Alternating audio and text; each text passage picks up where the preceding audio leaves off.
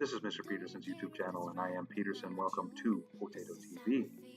I'm going to do a follow-up on this week's elections in the United States. There's been a couple of things that have stood out, a couple of changes since I've done part one. So let's just dive right into it. I'm going to try to make this as short as possible. Look at this. Over here in Montana, this was looking like it was going to go red. It was one of the seats I thought that the Republicans, the Red Party, and Trump would be able to flip. And he went out there four times. Four times. The sitting president going out there four times. They were banking on that this seat would flip. It didn't. It didn't. It changed. They got 95% of the precincts in now, and they can say that with 99.8% confidence that Tester is going to keep his seat. Now, this tells me that Trump himself, as well as the Republicans, are more vulnerable than they'd like you to believe and more vulnerable than they initially appeared. Okay? So that was a very interesting change from yesterday's video. Here in Arizona, we're not so sure yet. They have 74% of the precincts reporting. They're probably doing a recount as we speak. It's going to be a little while. Right now, McSally has the lead, but it could go either way.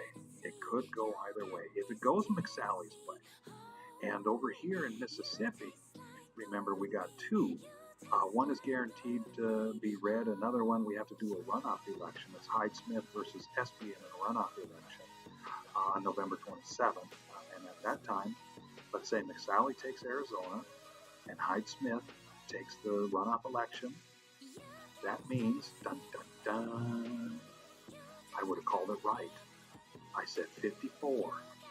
And it's possible, we don't know yet, but it's highly possible that it's going to be 54. I called it. See how good I am? Okay, we're going to take a look at the House now real quick. Not a lot of fascinating things happen in the House of Representatives, as you might think, and I'll show you why in a few minutes. First of all, got to point this out. I know it looks all red. I think I explained this in the last video, but I'll quickly brief you on it now.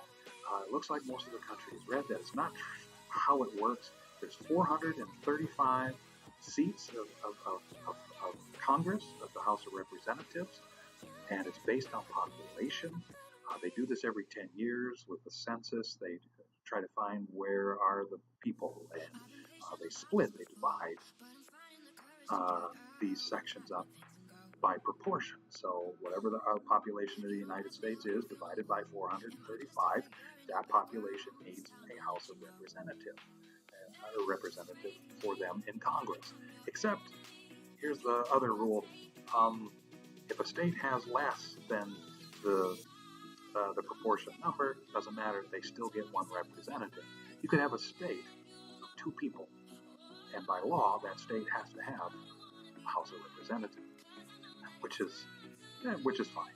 It's the way the government's set up.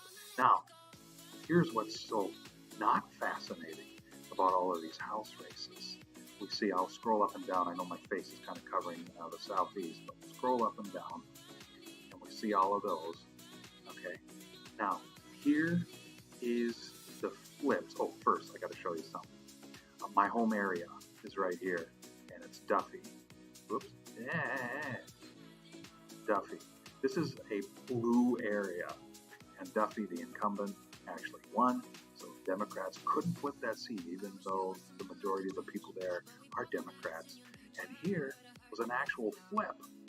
This is an 80% blue area, and 50 to 45, that's a closer election, but surprisingly, it went red. Shocking. And then this one's my favorite. Peterson, Blue Peterson, took a House seat. Way to go, Peterson. Now, here's what's not so fascinating about the House elections. Here are all the flipped seats. There's not much going on. There's a little bit down here. There's one seat in Florida, or two seats in Florida that flipped. And now we got a flip in Arizona. And then all these little blue areas up here were flips. And of course, my area flipped red, and we've got another flip red here. But look at that. Not too many races have flipped. Not too many areas have flipped. The majority of the areas that flipped, these are large metropolitan areas, suburbs, and outskirts of the suburbs. These are the areas that flip. These are middle class people. These are upper class people, working class people, which tells me something very, very important. These seats could easily flip back. These are more conservative areas that wanted maybe a change or didn't trust Trump all the way or had some doubts, and so this Democratic majority in the House is very vulnerable, exceptionally vulnerable. In 2 years, this could easily flip back to the red party.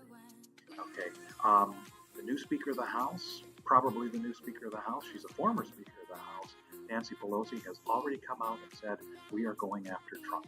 And I'm thinking that is going to be a huge mistake. Huge mistake. Why? Because it's going to make a weak majority party absolutely look foolish and petty, and it's going to cost them in 2 years. It's going to help Trump. It's going to help Trump get re-election in 2020. What they need to do, fine, you can have your investigations of Trump, but don't make it a priority. Don't make his tax returns the number one thing you want to get accomplished, Nancy Pelosi. Set policy.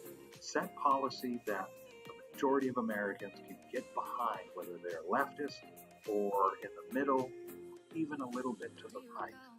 It's the only way you're going to keep power here. And secondly, it's going to be difficult to legislate from the House because the Senate still belongs to the red party. Okay? That is why this majority is actually weak. But I want to show you one more thing before we're done for the day. We have it called 200 Republicans now. 200 Republicans. About 15 minutes ago it was 197, but now it's 200. Look at the Democrats. 2, 2, 3. I called it.